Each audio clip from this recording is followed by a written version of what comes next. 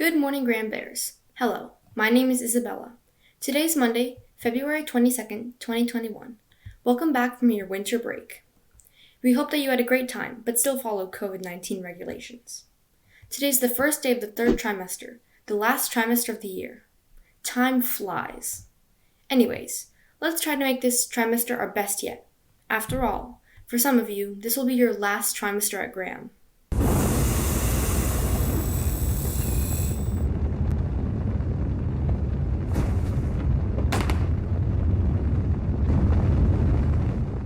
Last Thursday at 11:15 a.m., NASA's Perseverance rover landed safely on Mars.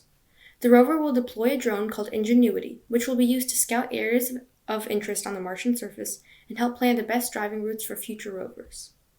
And our very own NASA Ames Research Center, located in Mountain View, contributed towards this amazing feat. The parachute for Ingenuity was tested in a wind tunnel at Ames, which happens to be the biggest one in the world. Ames also developed a heat shield used by the rover while entering Mars and helped develop the Ingenuity, the drone. Here are some photos that the rover took so far.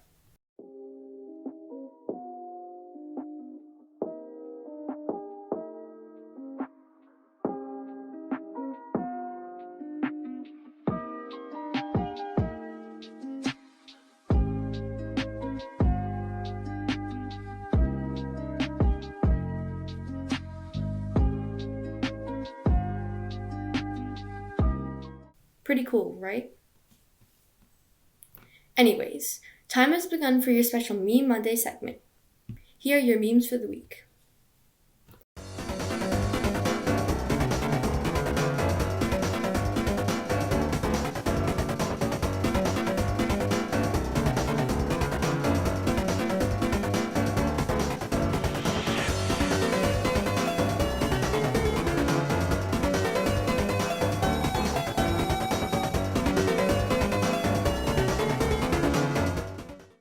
Thank you to everyone who sent in memes, and we're sorry if we couldn't include yours this week. If you would like your meme to start Monday's announcements, please send it over email to memesgram@gmail.com. That's memesgram@gmail.com. Now it's time for your daily Black History biography. Marsha P. Johnson lived from August 24, 1945 to July 6, 1992. Marsha was originally named Malcolm Mitchells Jr., but went by Marsha P. Johnson for the majority of her adult life. The name was adapted for her drag performances and started off as Black Marsha. However, she changed it to Marsha P. Johnson, saying that the P stands for Pay It No Mind, a reference to her gender nonconformity. In fact, the first time she wore a dress was when she was 5. However, due to harassment from the boys on her street, she stopped soon after. This was because she was raised in a close-knit Catholic community. Her parents attended church as well as having an altar in their own home. After she finished school, Marsha began performing drag and was often known for wearing crowns of fresh flowers that she received from the flower vendors' tables that she often slept under.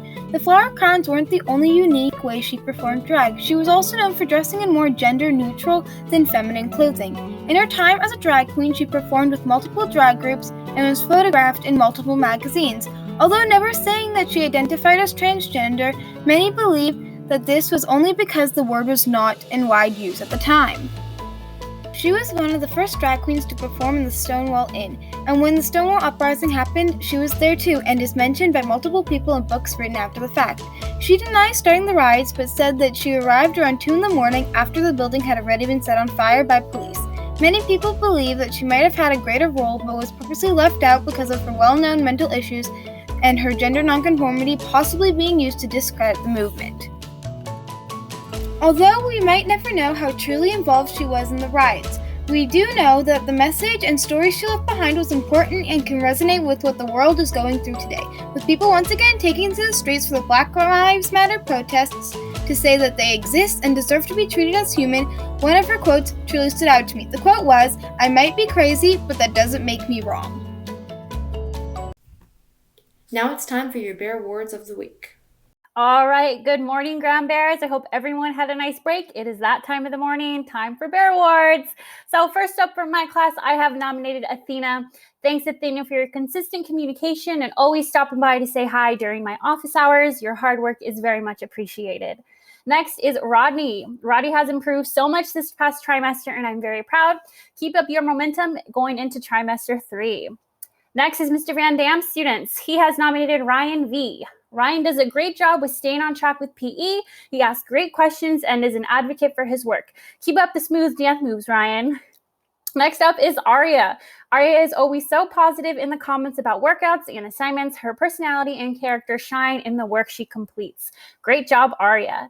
Next up is Mr. Brown's class. He has nominated a Junie. A Junie makes sure she has a clear understanding of her assignments, and she makes sure turns in some high quality work. She enjoys playing soccer and watching sports. Great job, Junie. Next is Aiden. Aiden has been consistently at the top of the class for 2 semesters now. I appreciate his hard work.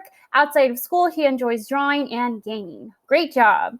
Last up is Miss Corral's class. Miss Corral has nominated Andrew. Andrew always asks for helps when needing clarification, and Miss Corral feels that reflects on his good grade in class. Thanks for always asking and advocating for your learning. And last up is Carissa. Carissa has worked hard this trimester to keep up with the work. She turns in her work on time. Thanks for making a big change. You should feel proud. All right, awesome job, everyone. We'll see you next week. That's about it for today. Have a great day and go Bears. Brought to you not even remotely live by GMSTV.